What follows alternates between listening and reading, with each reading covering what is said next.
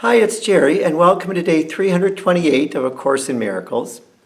We begin by reflecting on the question, what is creation? And I think it ties in very nicely with today's lesson. Today's lesson is, I choose the second place to gain the first. What seems to be second place is first. For all things we perceive are upside down until we listen to the voice of God.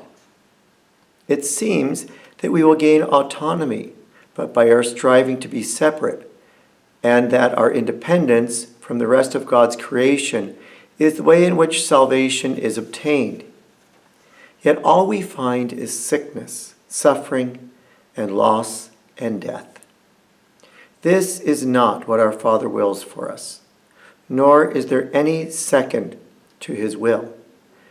To join with his is but to find our own.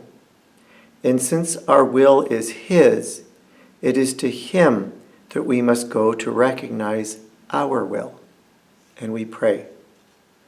There is no will but yours, and I am glad that nothing I imagine contradicts what you would have me be. It is your will that I be wholly safe, eternally at peace.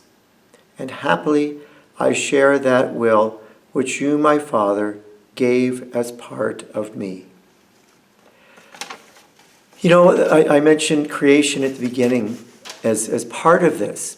And the reason is because we see our environmental crisis, our climate crisis right now. Because really, we've tried to do things our way and not the ways of God. Not the ways of the Creator, not respecting God's creation and the wonderful that gift is for us. That's how I see the climate crisis. But I also see this playing out in my own life. I can think of times when I said, forget what God teaches, I'm going to do this my own way. And I've always found that when I've done that, I've been very unhappy, never at peace. And I always come back to my faith, to the loving arms of God. And I think that's what this lesson is, to always seek God's way, to walk in God's path. And so that's my prayer, that I may always know God's way, that God will always guide my steps. And in that way, I'll have the impact that I'm meant to have. And this doesn't mean that I have no ambition. In fact, I would say I have tremendous ambition. But when things don't turn out the way that I think they should, this idea of trusting in God's way helps me to say, okay, God, lead the way. And that takes a lot of faith and a lot of patience.